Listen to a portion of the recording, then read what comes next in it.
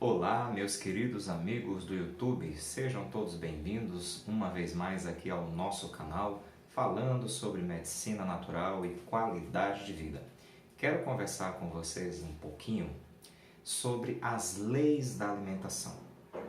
Quando a gente fala de qualidade de vida, mudança de hábitos alimentares, há sempre muita discussão em relação a essas questões. Uma dessas discussões que as pessoas sempre comentam é dizer que alimentar-se bem, alimentar-se corretamente pressupõe que você tem que gastar muito dinheiro. Não é isso, né? Existem três leis que regem as leis naturais e gerais da alimentação. Nós temos a lei da quantidade, nós temos a lei da qualidade e também nós temos a lei da harmonia. Eu quero conversar com vocês um pouquinho sobre a lei da quantidade. Muitas pessoas pensam o seguinte: quando veem assim pessoas mais fortinhas, né, mais gordinhas, aí geralmente as pessoas suscitam na mente: olha, fulano de tal tá gordinho, ele deve comer muito. Nem sempre acontece dessa forma.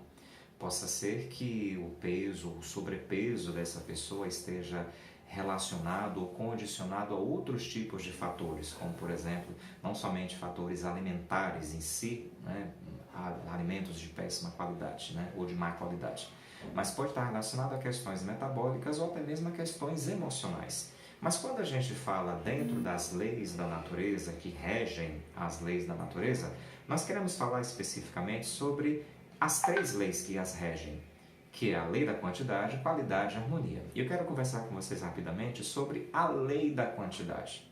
Então, muitas pessoas pensam que o excesso de alimentação faz com que ganhe peso, ou a quantidade menor de alimentação faz com que a pessoa reduza o peso, ou até mesmo não ganhe peso. Enfim, é uma grande confusão em relação a isso. Mas o que é que a gente precisa entender?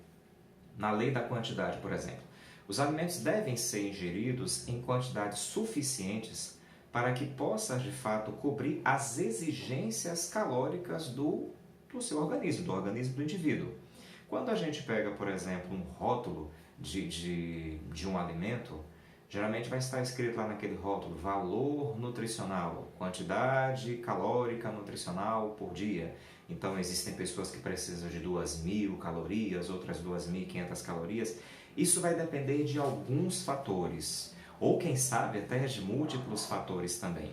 E precisa saber essa quantidade específica para que haja, na verdade, uma manutenção do equilíbrio nutricional no paciente ou no indivíduo.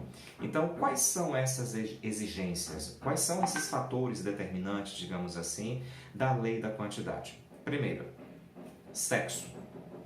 É sabido que o homem, ele geralmente precisa, há a necessidade de ter uma alimentação, digamos assim, uma quantidade um pouco maior do que da mulher, porque subtende-se que o homem tem uma atividade laboral e até mesmo uma atividade física mais forte do que a mulher. Mas o fator sexo é muito interessante, tanto o sexo masculino quanto o sexo feminino, para determinar essa questão da lei da quantidade.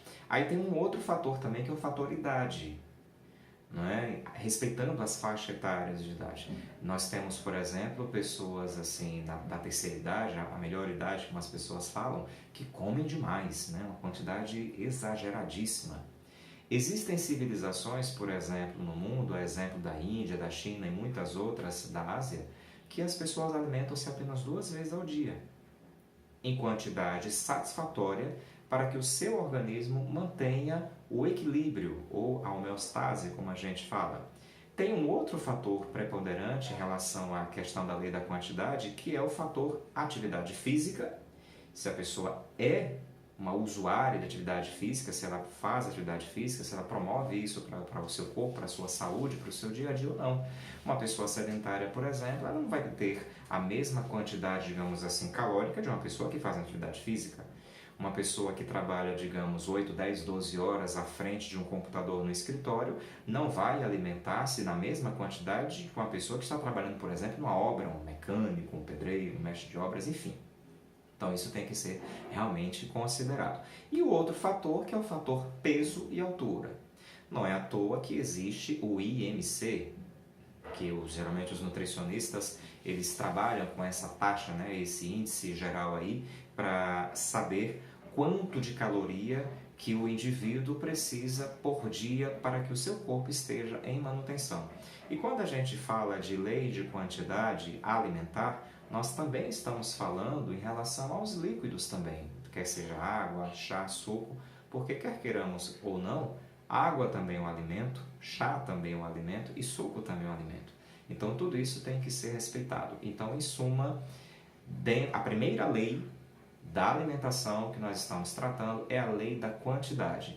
Então eu preciso saber quanto eu preciso me alimentar por dia em quantidade para que o meu corpo possa ter o equilíbrio necessário para o dia. Porque se eu comer em menor quantidade, eu vou ter carências vitamínicas.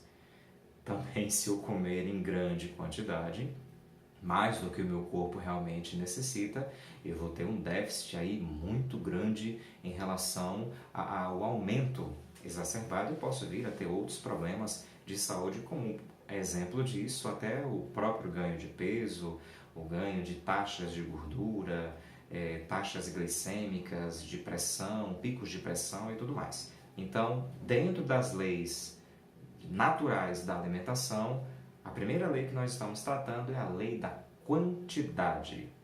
Olha, nem sempre quem come muito que ganha peso, nem sempre quem come pouco perde peso.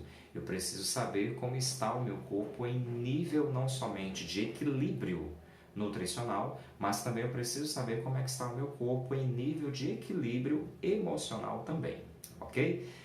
No nosso próximo vídeo, eu vou falar com vocês rapidamente sobre a lei da qualidade na alimentação. Inscreva-se em nosso canal e nos acompanhe em nossas redes sociais. Um grande beijo, um grande abraço a todos e até o nosso próximo vídeo, Lei da Qualidade. Até lá, queridos!